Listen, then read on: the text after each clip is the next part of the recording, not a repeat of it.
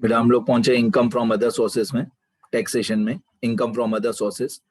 इसमें ये unrecognised provident fund बहुत बार आता है एग्जाम में कि अनरिकॉग्नाइज्ड प्रोविडेंट फंड में एम्प्लॉयर ने पैसा डिपॉजिट किया, एम्प्लॉई ने पैसा डिपॉजिट किया, एम्प्लॉयर ने जितना कंट्रीब्यूट किया उस पे इंटरेस्ट, एम्प्लॉई ने जितना कंट्रीब्यूट किया, जितना पैसा डिपॉजिट किया उस पे इंटरेस्ट। तो ये चार अलग अलग बातें हो गई। पैसा अल्टीमेटली मिलेगा किसको? एम्प्लॉई को। हम इस टॉपिक में या इस क्वेश्चन में हम कौन है? इस टॉपिक में we are employee.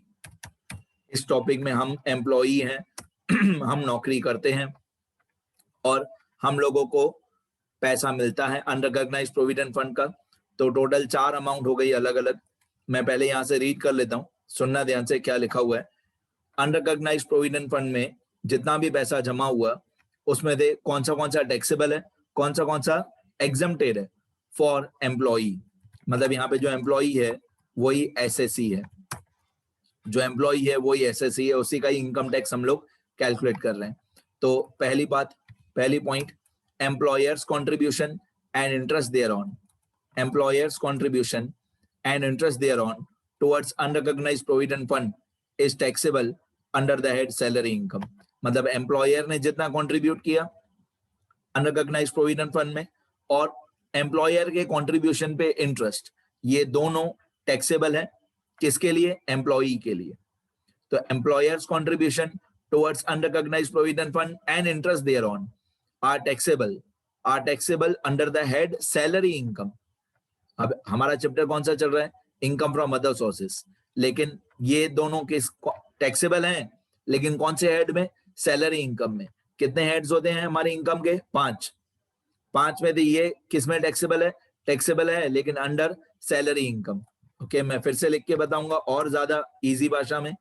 Employees contribution, employee ने खुद जितना पैसा जमा किया अनरिकॉग्नाइज्ड प्रोविडेंट फंड में, तो employees contribution towards unrecognised provident fund not an income, it is not taxable. ये इनकम है ही नहीं। एम्प्लॉई ने खुद के ही पैसों में से अनरिकॉग्नाइज्ड प्रोविडेंट फंड में पैसे जमा किए, तो ये कोई इनकम है ही नहीं, नॉट टैक्सेबल। आगे फिर एम्प्लॉई ने जितना पैसा जमा किया उस पे इंटरेस्ट, तो interest on employee's contribution towards unrecognised provident fund taxable है under the head income from other sources. अब मैं आपको और भी डिटेल में लिख के बता दूं, सुनना ध्यान से। ये चारों बातें थोड़ा और डिटेल में लिख के बता दूं। देखो ए बी सी डी करके लिखते हैं। A point, employer's contribution towards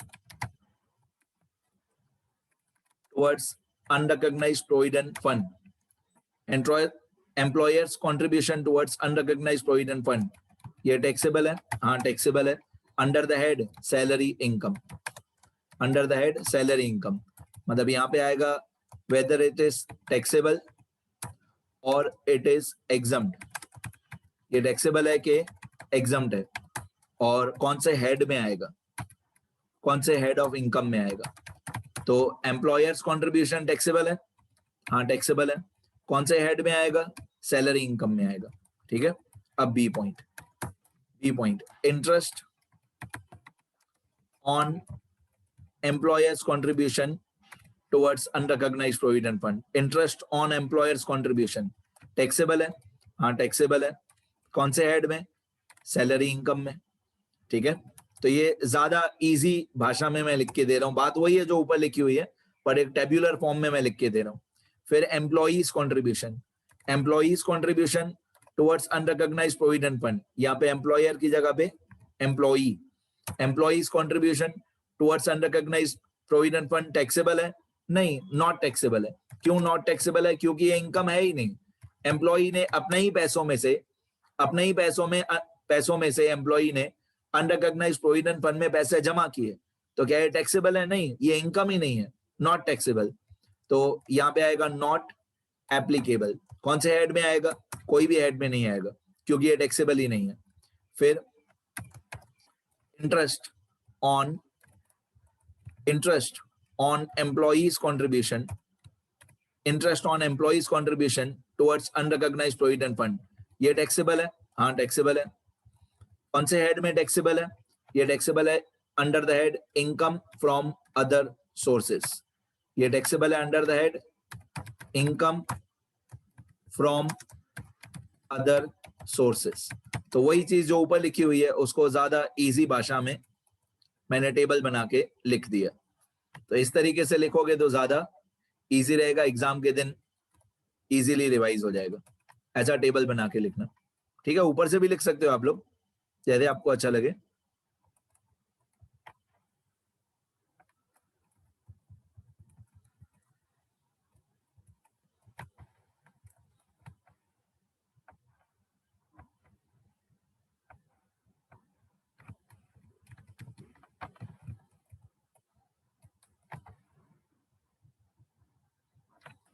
ये हो गया हमारा पर्टिकुलर्स, या अलग अलग पर्टिकुलर्स ऑफ इनकम्स, ठीक है? क्लियर? इतना लिखना अच्छी तरह। Income from other sources chapter में थियरी वाले पेजेस में इतना लिखना। अभी हम नेक्स्ट टॉपिक पे जाते हैं, नए टॉपिक पे जाते हैं।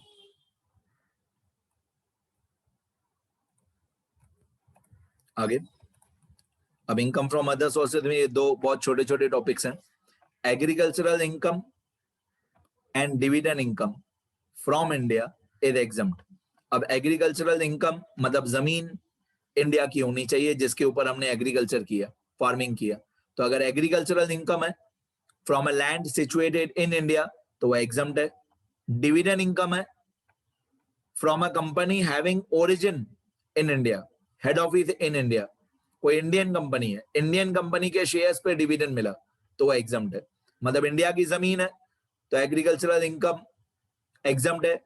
इंडिया की कंपनी है तो डिविडेंड इनकम इंडिया की कंपनी से एग्जम्प्ट है। और यही अगर दोनों बाहर की दूसरे देश की जमीन और कंपनी हो जाएगी तो दोनों इनकम टैक्सेबल हो जाएगी। Agricultural income and dividend income from outside India is taxable. तो इंडिया की जमीन हो या इंडिया की कंपनी हो तो एग्रीकल्चरल इनकम और डिविडेंड इनकम दोनों एग्जम्प्ट है। एग्रीकल्चरल इनकम और डिविडेंड इनकम बाहर से मिली हो, हमको मिला हमको है लेकिन बाहर के देश से मिला है तो वो हमारे लिए टैक्सेबल है, राइट? नेक्स्ट टॉपिक, ये टैक्सेबल इनकम्स है under income from other sources. अब बहुत सारे बच्चों को ये एग्जाम लगता है लेकिन ये टैक्सेबल है। इंटरेस्ट ड्यू और रिसीव्ड ऑन इंदिरा विकास पत्र, इसको IVP बोलते हैं, इंदिरा विकास पत्र। इंटरेस्ट ड्यू और रिसीव्ड ऑन किसान विकास पत्र, KVP बोलते हैं इसको। ये टैक्सेबल होता है। बहुत सारे बच्चों को ये एग्जाम लगता है लेकिन ये टैक्सेबल है, ऊपर देखो लिखा हुआ है taxable.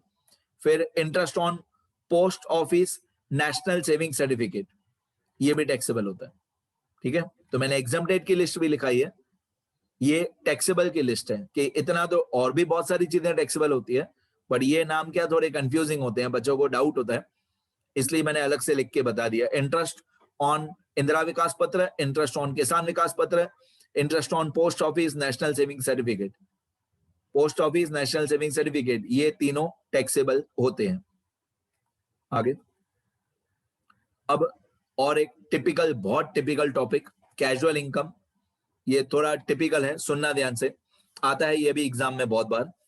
Income from lottery, casual income मतलब सिंपल भाषा में बताऊं तो हमारा इंडिया का जो पुलिस डिपार्टमेंट है, इंडिया का जो लॉ है वो बोलता है कि जुआ मत खेलो। जुआ खेलोगे, बैटिंग, क्रिकेट में बैटिंग मतलब वो BA वाला नहीं, BE वाला, BE वाला बैटिंग, ये देखो नीचे लिखा हुआ है BE वाला बैटिंग।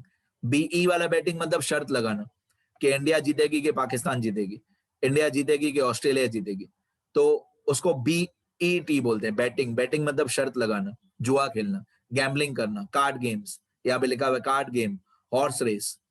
तो जो लोग जुआ खेलते हैं, हमारे इंडिया की गवर्नमेंट क्या बोलती है, पुलिस डिपार्टमेंट बोलता है जुआ मत खेलो, जुआ खेलोगे तो जेल हो जाएगी, ठीक है? इनकम टैक्स डिपार्टमेंट क्या बोलता है, बहुत अजीब है। इनकम टैक्स डिपार्टमेंट बोलता है कि अगर आपने जुआ खेली और उसके ऊपर आपने प्रॉफिट कमाया, इनकम कमाया, तो उस पर टैक्स भरो, हम पुलिस डिपार्टमेंट को नहीं बताएंगे। अरे ये क्या अजीब से कानून है ये हमारे इंडिया के अजीब कानून है। पुलिस बोलती है जुआ मत खेलो, इनकम टैक्स डिपार्टमेंट वाले बोलते हैं कि अगर जुआ खेली और प्रॉफिट कमाया तो उस पे आपको 30 या 30.9% टैक्स भरना पड़ेगा, टैक्स भरो। अरे या तो सीधा बोलो कि जुआ मत खेलो, या तो जुआ पे टैक्स मत लो, राइट? मतलब ये दोनों कॉन्ट्राडिक्टरी बातें कैसे होती है हमारे इंडिया में। खैर, मेरा काम है लॉ बताना, कौन सा क्या क्या सही क्या गलत मुझे नहीं पता, बट मेरा काम है समझाना कि लॉ क्या है। तो अगर आपने लॉटरी, अगर आपकी कोई लॉटरी लगी, जैसे कोई भी आजकल तो लॉटरी हमारे हमारे आसपास में नहीं मिलती है, लेकिन जब मैं बचपन में मैं देखता था लॉटरीज के भी स्टोर होते थे। आपने लॉटरी खरीदी और आपका सेम नंबर फिर वो न्यूज़पेपर में डिक्लेयर होता था नंबर, और आपका नंबर जो न्यूज़पेपर में डिक्लेयर हुआ और आपकी लॉटरी का नंबर सेम है, तो आपको लाखों करोड़ों रुपए का भी इनाम लग सकता है। ऐसी कोई लॉटरी आपकी लगी हो तो उस पर आपको टैक्स भरना है। क्रॉसवर्ड पजल, आपको मालूम है क्रॉसवर्ड पजल कैसे सॉल्व करते हैं, वर्टिकल लाइन, हॉरिजॉन्टल लाइन, ठीक है। क्रॉसवर्ड पजल आपने सॉल्व किया और आपको पैसे मिले हो। रेसेस इंक्लूडिंग हॉर्स रेस, घोड़े की जुआ जो दुनिया में सबसे बड़ी जुआ मानी जाती है। साउथ अफ्रीका में डरबी में, डरबन बोलते हैं या डरबी बोलते हैं, मुझे एग्जैक्ट मालूम नहीं, केप टाउन बोलते हैं, वहां पे ये सब हॉर्स रेसेस पे जुआ सट्टा लगते रहता है। कार्ड गेम, ताश, जो इंडिया में एक बहुत पुरानी प्रथा है कि कार्ड गेम्स हम लोग खेलते हैं घर में फैमिली मेंबर्स के साथ बिना पैसों के। अदर गेम्स, को other games of any sort और फ्रॉम गैम्बलिंग और batting of any form is taxable under income from other sources. ये सब कैजुअल इनकम के एग्जाम्पल्स हैं। एग्जाम्पल, आप केबीसी में गए, कौन बनेगा करोड़पति में गए आप, केबीसी, और वहां से आप पैसे जीत के आए, वहां से आप 1 करोड़ या 5 करोड़ पे जीत के आए, तो उस पर आपको 30.9% तो टैक्स भरना पड़ेगा, जितना भी पैसा आपने कमाया, ठीक है। तो ये lotteries, crossword puzzle, race, horse race, card game, cricket का सट्टा, क्रिकेट की जुआ, इन सब पे आप टैक्स पे कर सकते हो लीगली, ठीक है। These incomes are taxable at a flat rate of 30% plus education cess plus secondary and higher secondary education cess. That is total it will become 30.9%. इतना आपको टैक्स भरना है। No expenditure or deduction is allowable in respect of such casual income. अब समझो आपने horse race में, समझो आपने हॉर्स रेस में 1 लाख रुपए कमाया, समझो हॉर्स रेस में आपका 1 लाख रुपए प्रॉफिट हुआ। मेरे को खेलने आती नहीं हॉर्स रेस, लेकिन मेरे को टैक्सेशन आता है। समझो आपने हॉर्स रेस में 1 लाख रुपए आपका प्रॉफिट हुआ, ठीक है, और आपने हॉर्स रेस में टिकट्स कुछ खरीदते हैं, हॉर्स रेस आप देखने गए, उसकी टिकट आपने खरीदी, मान लो आपने टिकट खरीदी 5000 रुपीज की, टिकट का आपका एक्सपेंस हुआ मान लो 5000 रुपीज। अब आपने आपने हॉर्स रेस में से प्रॉफिट कमाया 1 लाख रुपए, और हॉर्स रेस देखने गए, उसकी टिकट समझो आपने खरीदी 5000 रुपीज की, ठीक है। तो एक्चुअली में तो आपका नेट प्रॉफिट 95,000 रुपीज ही हुआ। एक्चुअल में देखा जाए तो आपका नेट प्रॉफिट जो है वो 95,000 रुपीज ही हुआ। लेकिन हमारी गवर्नमेंट क्या बोलती है, नहीं, हमारी गवर्नमेंट बोलती है आपके लिए 1 लाख रुपीज टैक्सेबल इनकम है। जो खर्चे हैं, जो एक्सपेंसिव हैं, वो आप माइनस नहीं कर सकते। आप हॉर्स रेस देखने गए, उसका जो खर्चा हुआ वो माइनस नहीं करना है, बस जो प्रॉफिट है 1 लाख रुपीज, उसी पे 30.9% टैक्स भरो। हाँ, ये परसेंटेज गवर्नमेंट चेंज कर सकती है समय समय पर, but normally in casual incomes में परसेंटेज टैक्स का रेट बहुत ज्यादा रहता है। तो अगर आप बोलोगे कि 5,000 पे मेरा खर्चा हुआ, वो माइनस करूं, बाकी 95,000 पे 30.9% में टैक्स भरूं, गवर्नमेंट बोलेगी नहीं, आपको 1 लाख रुपए पर 30.9% टैक्स भरना है, ठीक है। कोई बात नहीं, कोई बात नहीं, ये लॉ है। Each of the sources of income, each of the sources of income is treated as a separate and independent head, and loss under each one of these is allowed to be set off against income from that particular source only. Example, if there is a loss of rupees 1,000 in horse race, then it cannot be set off against income from,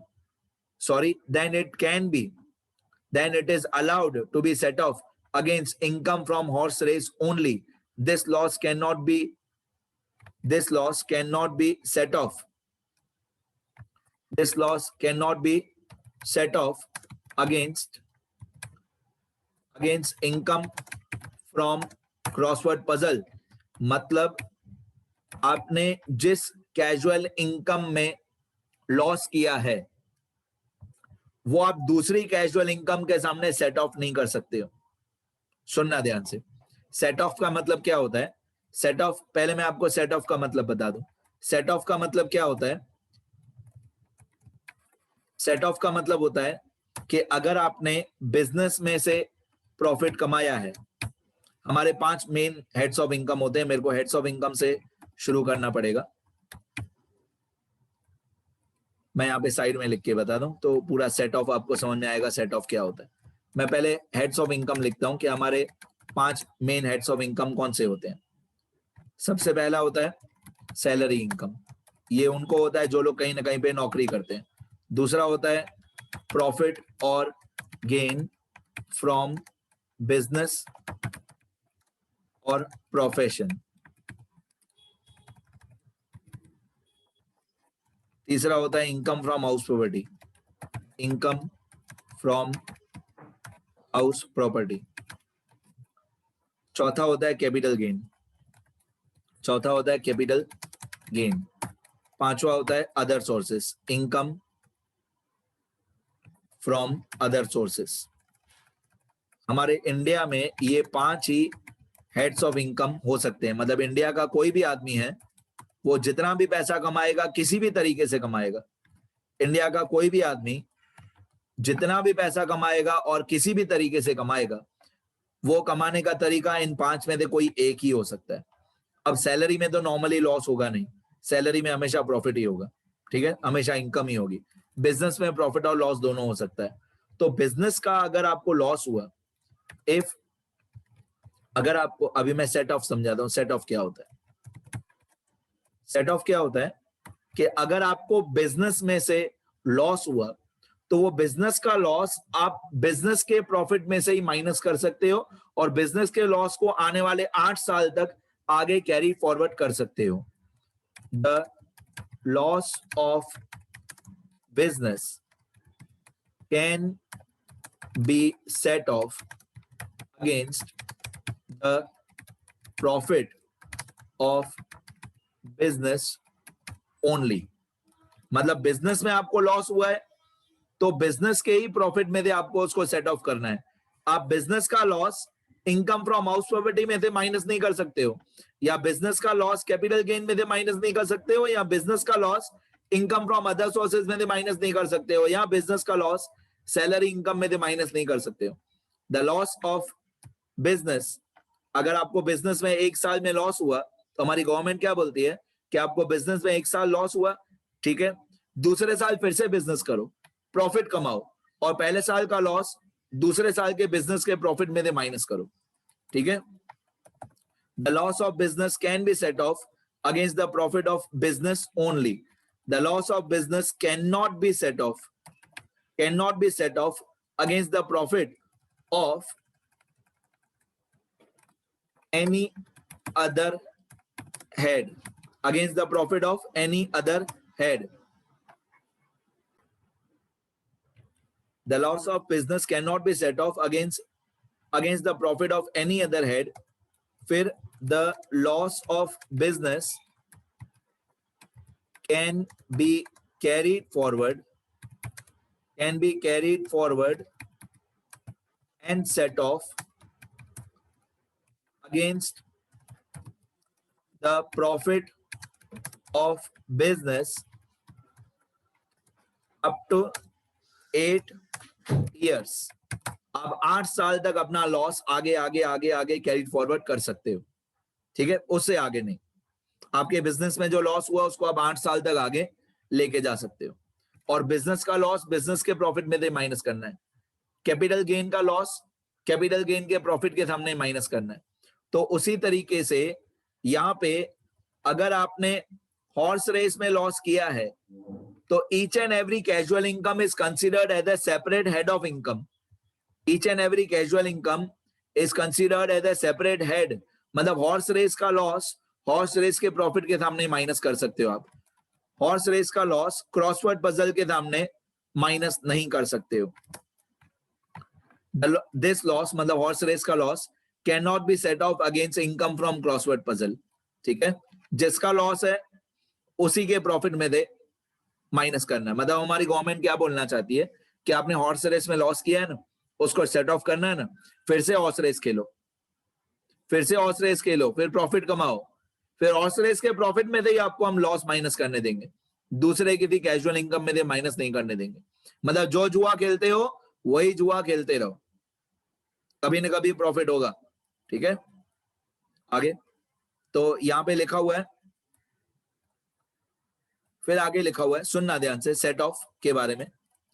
फिर लिखा हुआ है कि आप अपना loss can carry forward नहीं कर सकते हो। Such loss can not be carried forward to the next year for set off against income of same source. मतलब आप अपना समझो क्रिकेट की बैटिंग आपने जुआ खेली क्रिकेट की, उसमें आपको लॉस हुआ, वो आप नेक्स्ट ईयर में कैरी फॉरवर्ड भी नहीं कर सकते हो। मतलब जिस साल में क्रिकेट का लॉस हुआ है 1 अप्रैल से 31 मार्च, उसी साल फिर से क्रिकेट की जुआ खेलो, प्रॉफिट कमाओ, तो क्रिकेट का लॉस क्रिकेट के प्रॉफिट में से माइनस हो जाएगा। सेम ईयर में कमाना पड़ेगा भाई, बड़ी जुआ खेलनी पड़ेगी, बड़ा नफा कमाना पड़ेगा क्रिकेट में से, ताकि क्रिकेट का ही आप लॉस माइनस कर सको। अच्छा, only the loss from horse race incurred by the owner of horses will be allowed to be carried forward for next 4 assessment years. next 4 assessment years मतलब हॉर्स रेस का loss 4 साल तक carry forward हो सकता है, वो भी किसके लिए, जो हॉर्सेस का ओनर है उसके लिए। ठीक है, हॉर्स रेस में ये स्पेशल रियायत दी है हमारी गवर्नमेंट ने कि हॉर्स रेस का लॉस आप 4 साल तक कैरी फॉरवर्ड कर सकते हो। तो एक बार स्क्रॉल कर देता हूं, सारा जो भी मैंने समझाया लिखना अच्छी तरह। ये लॉ है इंडिया के सारे। ओके, मैंने यहां से शुरू किया था अनरिकॉग्नाइज्ड प्रोविडेंट फंड से, लिखना शुरू करो।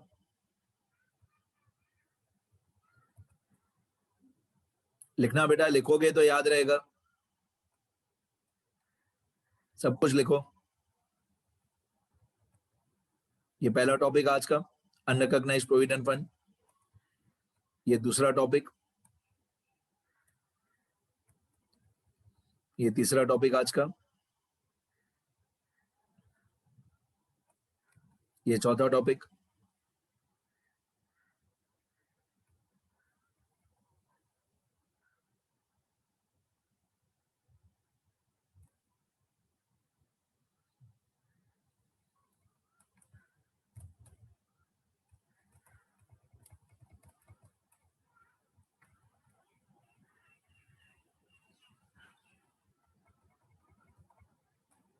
ठीक है, लिखो बेटा सब,